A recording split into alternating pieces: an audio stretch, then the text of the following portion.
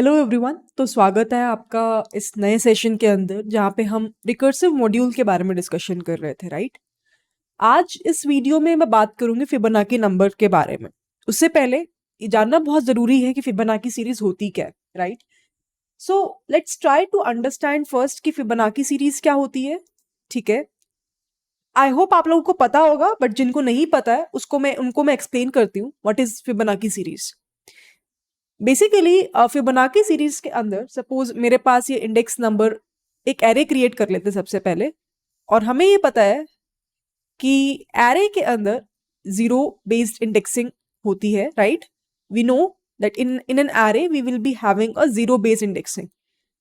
तो ये हमारे पास 0 हो गया, 1 हो गया, 2 हो गया, 3 हो गया, 4 हो गया, 5 हो गया, 6 हो गया। लेट्स कंसीडर यहाँ तक ही। तो ये मेरे पास 0 इंडेक्स हो गया, 1 हो गया, 2, 3, 4, 5, 6 एंड 7। फिबोनाची सीरीज बोलती है कि जब n की वैल्यू 0 होगी तो मेरा रिजल्ट 0 आएगा, जब n की वैल्यू 1 होगी तो मेरा रिजल्ट 1 आएगा, जब n की वैल्यू 2 होगी तो हमारे पास वैल्यू क्या आएगी 1 + 0 विच इज इक्वल्स टू 1। 3 पे वैल्यू आएगी 1 + 1 2, 4 पे 2 + 1 3, 5 पे 3 + 2 5, 6 पे 5 + 3 8, 7 पे 8 + 5 13। तो बेसिकली मैं क्या कर रही हूं, मैं ये बोल रही हूं कि जब n की वैल्यू 0 है या फिर n की वैल्यू जब 1 है, in that scenario what I am saying कि जो मेरा रिजल्ट आने वाला है वो क्या आएगा, रिटर्न कर दो n ही। मतलब आंसर क्या होगा उस केस में, n ही होगा। लेकिन अगर मान लेते हैं ऐसा नहीं है, मतलब कि n की वैल्यू 1 से बड़ी है, उस केस में हम क्या रिटर्न कर रहे हैं, उस केस में हम रिटर्न कर रहे हैं लास्ट के 2 नंबर्स। अगर मान लो इस एरे का नाम फिब है, फिब ऑफ n है इस एरे का नाम, तो उस पर्टिकुलर केस में हम क्या कह रहे हैं, रिटर्न क्या करें, fib of n - 1 plus fib of n - 2, इसको हम रिटर्न कर देंगे। सिंपल। तो बेसिकली अगर हम ये फंक्शन क्रिएट करते हैं फिब ऑफ n का, जो कि फिबोनाची सीरीज को क्रिएट करेगा या जनरेट करेगा, तो बेसिकली हमने यहां पे क्या समझा कि जब n की वैल्यू 0 है आंसर 0, 1 है आंसर 1, लेकिन जब 2 होगी तो वो समीशन होगा फिब ऑफ 0 और फिब ऑफ 1 का। वो वैल्यूज हम देख सकते हैं 0 और 1, 0 + 1 क्या होगा 1। Make sense. सिमिलरली अगर मैं बोलूं फिब ऑफ 6 क्या होगा, तो आप बोलोगे it will be the summation of what is the value present at 4th index plus 5th index, जो कि होगा 3 + 5, इसीलिए हमारा आंसर यहां पे क्या है 8 है। मतलब कि लास्ट की 2 वैल्यूज का एडिशन वो कॉरस्पॉन्डिंग वैल्यू क्रिएट करेगा उस पर्टिकुलर नंबर के लिए। तो इस तरह से मेजरली हम ये बोल सकते हैं कि we can create a Fibonacci series of any, I would say, nth number। अब इसका मुझे कोड लिखना है। मतलब कि मैं क्या चाह रही हूं कि अगर मान लो यूजर n की वैल्यू एंटर करे, यूजर इनपुट करे n की वैल्यू 7, तो उस यूजर को आउटपुट में क्या मिलना चाहिए, उस यूजर को आउटपुट में मिलना चाहिए 13। This is something that we are expecting from our code. अब क्वेश्चन ये आता है कि कैसे हम करेंगे। आई होप सबको क्लियर हो ही गया होगा, मैंने सूडो कोड लिख ही दिया है यहाँ पे। हमारे पास किसी भी रिकर्सिव कोड के अंदर, आप सबको पता है कि जब भी हम रिकर्सिव कोड की बात करते हैं तो हमारे पास 2 चीजें होती है। पहला होता है बेस केस कंडीशन, जो कि हमने ऑलरेडी क्रिएट कर ली है, जो कि कांस्टेंट टाइम ही लेती है रिटर्न करने के लिए, क्योंकि उसमें हमें डायरेक्टली अपना आंसर, रिजल्ट, आउटपुट जनरेट करना होता है। और दूसरा जो चीज आती है that is the recursive calls. दूसरी जो चीज आती है that is something that we have is the recursive calls that we have. Make sense. तो ये जो है हमारे पास फिब ऑफ n - 1 या फिर फिब ऑफ n - 2, ये हमारे पास रिकर्सिव कॉल्स है। ठीक है, तो इस तरह से हमारे पास 2 कंपोनेंट्स हैं। पहला कंपोनेंट है बेस केस कंडीशन का और दूसरा कंपोनेंट है रिकर्सिव कॉल्स का। इस तरह से हम किसी भी कोड को सॉल्व कर सकते हैं, किसी भी कोड को लिख सकते हैं recursively to find the nth Fibonacci number in a series. अब अगर इस कोड को देखा जाए, इस कोड को अगर देखा जाए तो अगर मैं बात करूं कि इस पर्टिकुलर केस में ये कोड कैसे वर्क कर रहा है, सपोज यूजर जब n की वैल्यू 7 टाइप करेगा तो कैसे फंक्शन कॉल होगा, ऑब्वियसली सबसे पहले फिब ऑफ 7 कॉल होगा। अब क्योंकि n की वैल्यू 1 से बड़ी है, ना 0 है ना 1 है, तो दो फंक्शंस कॉल होंगे। ऑब्वियसली इसे वैल्यू चाहिए होगी फिब ऑफ 6 की और फिब ऑफ 5 की, राइट। सिमिलरली फिब ऑफ 6 के केस में इसे फिर से दो वैल्यूज चाहिए होंगी, एक तो फिब ऑफ 5 की और एक फिब ऑफ 4 की। सिमिलरली फिब ऑफ 5 के लिए इसे फिर से दो वैल्यूज चाहिए होंगी और उन दो वैल्यूज का ये एडिशन करेंगे, वो क्या होंगी, फिब ऑफ 4 और fib of 3। Similarly fib of 4 की कैलकुलेशन के लिए हमें फिर से दो वैल्यूज चाहिए होंगी, वो होंगी फिब ऑफ 3 और fib of 2। Similarly fib of 3 की कैलकुलेशन के लिए हमें दो वैल्यूज चाहिए होंगी, जो होगा fib of 2 and fib of 1।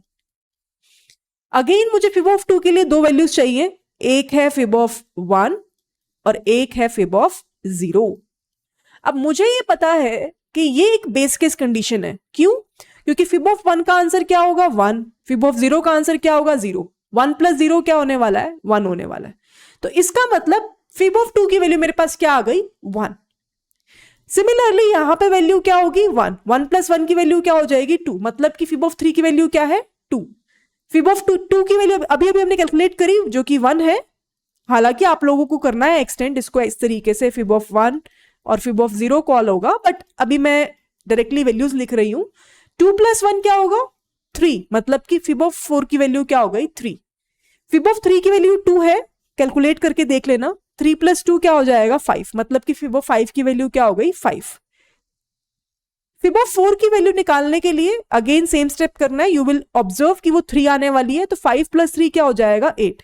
इसको एक्सटेंड करना है आपको। This you can do at your home. Similarly fib of 5 की वैल्यू क्या होगी, 5। अगेन एक्सटेंड करके देखना, 5 वैल्यू आएगी। 8 प्लस 5 क्या होगा, 13। 8 प्लस 5 क्या होगा, 13। तो इस तरह से आई वुड से एक रिकर्सिव ट्री जो है वो क्रिएट होता है जब भी हम बात करते हैं फिबोनाची सीरीज फाइंडिंग की, किसी भी nth नंबर के बारे में, राइट। अब क्वेश्चन ये आता है कि ठीक है, जिस तरह से हमने रिकर्सिव ट्री को क्रिएट किया, यहां पे रिकर्जन का कॉन्सेप्ट आया, इस पर्टिकुलर रिकर्सिव ट्री से क्या हम रिकरेंस रिलेशन को जनरेट कर सकते हैं? क्योंकि जैसा कि मैंने बताया, for every particular recursive code we will be having a recurrence relation, है ना। क्यों नहीं? अब देखो, जब n की value less than equal to 1 है, मतलब या तो 0 है या 1 है, उस केस में आपकी कितनी टाइम कॉम्प्लेक्सिटी लग रही है, what is the value of t of n। मान लेते हैं कि इसकी टाइम कॉम्प्लेक्सिटी क्या है, वो t ऑफ n है। तो मैं क्या पूछ रही हूं कि जब n की वैल्यू 1 या 1 से छोटी होगी तो आंसर क्या आएगा? At that point of time we know कि आंसर क्या आने वाला है, कांस्टेंट c। लेकिन जब n की वैल्यू 1 से बड़ी होगी, when the value of n is bigger than 1, उस केस में आंसर क्या आएगा, it will be nothing but t of n minus 1 plus t of n minus 2 plus c। T क्यों बोल रही हूँ कि हम यहां पे रिकर्जन लगा रहे हैं, यहां पे हम रिकर्सिव कॉल जनरेट कर रहे हैं। अब बेसिकली अगर मुझे इसकी टाइम कॉम्प्लेक्सिटी निकालनी है, जो मैंने कोड ऊपर लिखा उसकी टाइम कॉम्प्लेक्सिटी का पता करना है, तो मुझे इस रिकरेंस रिलेशन को सॉल्व करना होगा। करते हैं सॉल्व। इससे पहले एक बार मैं कोड को इंप्लीमेंट करके दिखा देती हूँ, ठीक है। तो पीडब्ल्यू स्किल्स लैब हम सब खोल सकते हैं, राइट। इसके अंदर अब हम क्या करते हैं, मैंने एक फिबोनाची फाइंड के नाम से एक क्लास क्रिएट कर ली है। सबसे पहले मैं क्या करती हूँ, इस क्लास में पब्लिक मेन फंक्शन बना लेते हैं एक बार, पब्लिक स्टैटिक वॉइड मेन, और यहां पे हमारे पास स्ट्रिंग args। अब यहां पे बेसिकली एक स्कैनर क्लास से का ऑब्जेक्ट बना लेते हैं, ठीक है। New scanner system dot in, make sense. अब यहां पे हम क्या करते हैं, एक बार इनपुट ले लेते हैं, system dot out dot println, और यहां पे मैं इनपुट ले लेती हूं enter the number for which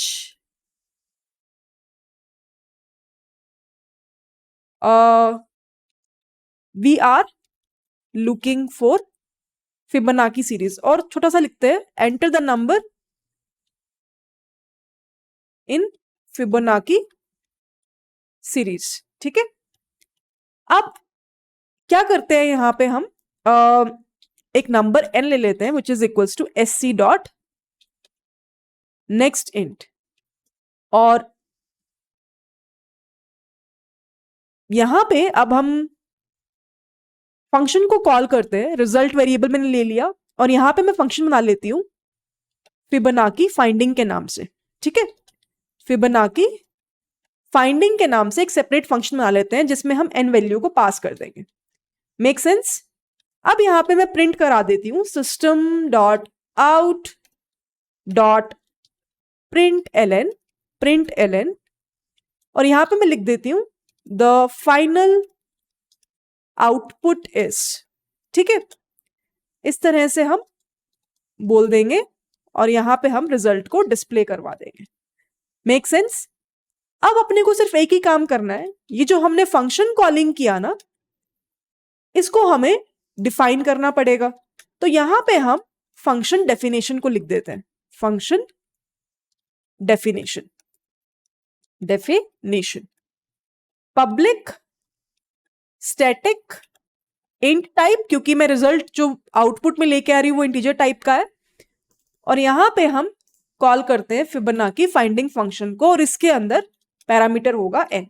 ठीक है, अब अगर तो n की value less than equal to 1 है तो हम क्या करेंगे, हम डायरेक्टली रिटर्न कर देंगे n को। ये चीज क्या हो गई, क्या मैं कह सकती हूं ये पहला स्टेप हो गया रिकर्सिव फंक्शन के अंदर, जो कि मैं बोलूंगी बेस केस कंडीशन है। Make sense? सेकेंड चीज जो हमें सबसे इंपॉर्टेंट देखनी है वो है रिकर्सिव फंक्शन कॉल के बारे में। इसके अंदर हम क्या कहेंगे कि जब n की वैल्यू 1 से बड़ी हो गई उस केस में क्या होगा, उस केस में हम एक वेरिएबल ले सकते हैं जिसको मैं बोलूंगी इंट रिजल्ट, जिसकी वैल्यू 0 के इक्वल होगी, और यहां पे मैं बोल दूंगी result is equal to what we can say. Result को हम डिफाइन कर सकते हैं, फंक्शन कॉल कर लेते हैं, same function call n-1 plus Fibonacci finding n-2, right. और ये हम एक एल्स में डाल देते हैं कि अगर ऐसा नहीं हुआ तो उस केस में तुम्हें ये करना है। ठीक है, और फाइनली हम क्या कर देंगे, उस केस में रिजल्ट को रिटर्न करवा देंगे। Make sense? Make sense?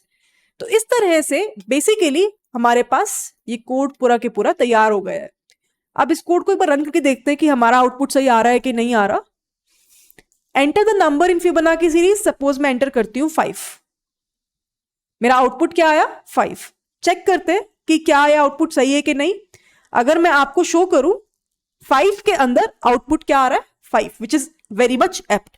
अब मैं नंबर डालूंगी 7, आउटपुट क्या आ रहा है 13। देखते हैं, फिर से मैं रन करती हूं इस कोड को और मैं नंबर डालती हूं मे बी 7, क्या आउटपुट आया 13। तो इस तरह से हम रिकर्सिवली किसी भी nth नंबर को निकाल सकते हैं फिबोनाची सीरीज के अंदर। अब फिर से back to the time and space complexity part, recurrence relation हमने क्रिएट कर लिया था। अभी तक मुझे लगता है कि सब कुछ क्लियर हो गया होगा। बेसिकली हमने क्या क्या पढ़ा कि फिबोनाची सीरीज क्या होती है, उसको हम कैसे कैलकुलेट कर सकते हैं वाया रिकर्सिव कोड, और उसकी इंप्लीमेंटेशन देखी। उसके बाद ये भी देखा कि रिकरेंस रिलेशन को हमने कैसे क्रिएट किया। अब हम सॉल्व करते हैं इस रिकरेंस रिलेशन को। I hope you all remember, मैंने जब कॉम्प्लेक्सिटी एनालिसिस और एरे का मॉड्यूल जब मैंने कवर अप कराया, उस मॉड्यूल में मैंने एक बात बोली थी कि रिकरेंस रिलेशन को सॉल्व करने के 3 मेथड्स होते हैं, सब्स्टिट्यूशन, मास्टर्स, रिकर्सिव ट्री। फिर मैंने ये कहा था कि जो रिकर्सिव ट्री मेथड होता है ना, वो तभी यूज करना है जब हमारे पास एक से ज्यादा रिकर्सिव टर्म्स हो। क्या आपको ये बात याद है मेरी? आई होप आप लोगों को याद होगा। तो यहां पे अगर आप देखो ना, तो यहां पे वो बात लागू हो रही है। मेरे पास 2 रिकर्सिव टर्म्स हैं, तो मतलब कि मुझे यहां पे रिकर्सिव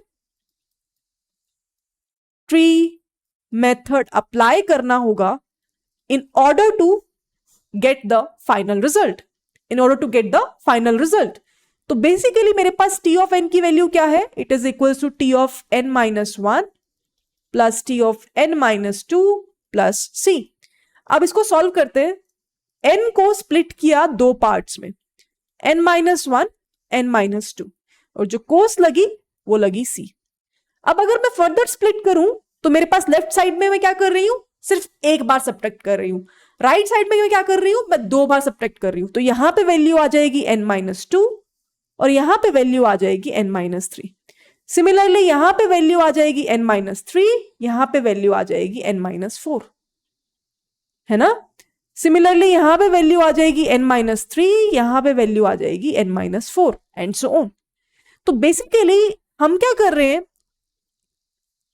इसको स्प्लिट कर रहे हैं दो हिस्सों में, जहां पे लेफ्ट साइड में हमें बार बार सब्ट्रैक्ट करना है बाय वन, राइट साइड में हमें सब्ट्रैक्ट करना है बाय टू। अब यहां पे अगर आप देखो फर्दर स्प्लिट करने की कॉस्ट यहां पे क्या होगी, C plus C is two C, तो टू की पावर वन इंटू सी। यहां पे जब हम फर्दर स्प्लिट करेंगे दो दो पार्ट्स में तो फिर से हमारे पास कॉस्ट क्या आने वाली है, सी सी सी एंड सी। टोटल कॉस्ट क्या होगी, टू की पावर टू इंटू सी। कुछ समझ में आया। बेसिकली हमें ये देखना है अब कि नंबर ऑफ लेवल्स कितने होंगे और उतने नंबर ऑफ लेवल्स तक क्या होने वाला है, टू की पावर जीरो प्लस टू की पावर वन, टू की पावर टू अंटिल के लेवल्स, ये चीज रिपीट होने वाली है। अब क्वेश्चन ये आता है कि कितनी बार रिपीट होगी, के की वैल्यू क्या है, नंबर ऑफ लेवल्स कितने हैं। तो उसके लिए बहुत सिंपल टास्क है, हमें देखना होगा कि लेफ्ट साइड की जो नंबर ऑफ लेवल्स है वो ज्यादा है कि राइट साइड के ज्यादा है, जैसा कि हम पहले प्रॉब्लम्स बहुत सारी कर चुके हैं। तो लेफ्ट साइड में अगर आप देखो तो n माइनस के कर रहे हैं हम, which is equal to one, तो k की वैल्यू क्या हो गई, n minus one. Right side में हम माइनस टू कर रहे हैं, है ना, माइनस टू कर रहे हैं, तो k की वैल्यू यहां पे क्या होगी, n minus one by two. तो बेसिकली इन नटशेल अगर मैं बोलूं तो लेफ्ट साइड के नंबर ऑफ लेवल्स ज्यादा होने वाले हैं। इन नटशेल अगर मैं बोलूं तो हमारे पास n लेवल्स मान लेते हैं, n माइनस वन भी क्यों रखें, अप्रोक्सीमेशन में हम काम कर रहे हैं। तो बेसिकली c टाइम्स टू की पावर n जो है नंबर ऑफ लेवल्स हमारे पास आने वाले हैं। तो हमारी जो टाइम कॉम्प्लेक्सिटी होगी that is equals to approximately big O of two की पावर n। और अगर आपको याद हो तो इस टाइम कॉम्प्लेक्सिटी को एक नाम दिया गया था, that is something that we called as exponential time complexity, exponential time complexity which is very huge. और आगे वाली एल्गोरिथम्स में हम देखेंगे जब डायनामिक प्रोग्रामिंग आएगा, सेम प्रॉब्लम को मैं डिस्कस करूंगी उस टाइम पे कि किस तरह से हम एक्सपोनेंशियल टाइम कॉम्प्लेक्सिटी को रिड्यूस करते हैं एक may be linear time complexity के अंदर यूजिंग डीपी। ओके, बट अभी के लिए हमारा फोकस रिकर्जन ही है। तो मैं ये बोल सकती हूं कि जब हमने कोड लिखा ना, यहाँ पे अगर कोई आपसे पूछता है कि इस कोड की टाइम कॉम्प्लेक्सिटी बताओ कितनी होगी, so it will be something which is equal to T of n which is equal to big O of two की पावर n। मीन्स यहां पे जो हमारी टाइम कॉम्प्लेक्सिटी आने वाली है that is exponential time complexity. अब यहीं पे अगर मैं बात करूं स्पेस कॉम्प्लेक्सिटी के बारे में कि स्पेस कॉम्प्लेक्सिटी क्या होगी, any idea, anything which you can think of. अगर आपको याद हो लास्ट सेशन में मैंने बताया था कि जहां पर भी रिकर्शन का कोड आएगा वहां पर हम कौन सा डेटा स्ट्रक्चर यूज करने वाले हैं, स्टैक। किस लिए, to store all the function calls, to store all the function calls. तो अगर आप देखो रिकर्सिव ट्री के अंदर हो क्या रहा है, ये मेरे पास एक स्टैक है। हमें पता है जब भी हम स्टैक के बारे में बात करेंगे तो automatically LIFO kind of architecture दिमाग में बन जाना चाहिए। जैसा कि मैंने एक बेस्ट एग्जांपल दिया था कि अगर हम शादी में जा रहे हैं और शादी में हमारे पास प्लेट्स रखी हुई हैं तो जो सबसे लास्ट प्लेट रखी होगी सबसे पहले हम उठाएंगे। This is how things work, right. तो उसको ऑब्जर्व करते हुए, उसको सोचते हुए हमें ये पता है कि सबसे पहले अगर मैं बोलूं कि you know I am calling the function fib of 7, तो क्या होने वाला है यहाँ पे, सबसे पहले फिब ऑफ 7 कॉल होगा, फिब ऑफ 7 कॉल करेगा फिब ऑफ 6 को, फिब ऑफ 6 कॉल करेगा फिब ऑफ 5 को। सो बेसिकली फिब ऑफ 7 के लिए दो चीजें चाहिए उसको, 6 और 5। 6 के लिए उसको चाहिए 5 और 4, है ना। 4 के लिए, 5 के लिए उसको चाहिए 4 और 3, 4 के लिए उसको चाहिए 3 और 2, 2 के लिए उसको, 3 के लिए चाहिए उसको 2 और 1, और 1 के लिए, 2 के लिए 1 और 0। सो बेसिकली अगर आप देखो यहां पे तो क्या हो रहा है इन दिस पर्टिकुलर सिनेरियो, अब हमें पता है फिब ऑफ 1 की वैल्यू डायरेक्टली ये 1 जनरेट कर देगा, और फिर फिब ऑफ 0 कॉल होगा तो वो भी डायरेक्टली जनरेट कर देगा 0। तो यहां पे आके हमारा बेस केस कंडीशन मीट हो रहा है। बेसिकली हो क्या रहा है कि अगर मुझे फिब ऑफ 7 कॉल करना है तो मुझे 7 लेवल्स पार करने पड़ रहे हैं, 7 स्पेस मुझे स्टैक में चाहिए, क्योंकि मुझे सारी फंक्शन कॉल्स को कॉल करना है। तो इसी वजह से अगर आप देखो इसकी स्पेस कॉम्प्लेक्सिटी क्या हो जाएगी, big of n। Make sense. तो इस तरह से बेसिकली कंप्लीट हमारा रिकर्सिव कोड वर्क करता है whenever we are trying to find out a Fibonacci series of any nth number that we have. तो बेसिकली इन अ नटशेल हमने क्या क्या चीजें डिस्कस करी। हमने देखा फिबोनाची सीरीज क्या होता है, it's very simple, it's just a summation of the previous two numbers. फिर हमने देखा रिकर्सिवली इसको कैसे सॉल्व कर सकते हैं, क्या रिकर्सिव कोड रहता है, क्या रिकरेंस रिलेशन होता है। रिकरेंस रिलेशन को रिकर्सिव ट्री मेथड से सॉल्व किया और उसकी टाइम कॉम्प्लेक्सिटी निकाली जो कि एक्सपोनेंशियल आई, जो कि बहुत ज्यादा है। हम आने वाली वीडियोस में देखेंगे जब हम डीपी का मॉड्यूल पढ़ रहे होंगे कि कैसे हम उसको रिड्यूस करते हैं। और फिर हमने लास्ट में बात करी स्पेस कॉम्प्लेक्सिटी के बारे में। इसी के साथ ही मिलते हैं जल्दी नए वीडियो में जहां पे आप नई प्रॉब्लम्स को डिस्कस करेंगे ताकि रिकर्जन का कॉन्सेप्ट एकदम क्लियर हो जाए सबको। Bye everyone, happy learning to all and I will see you all in my next video.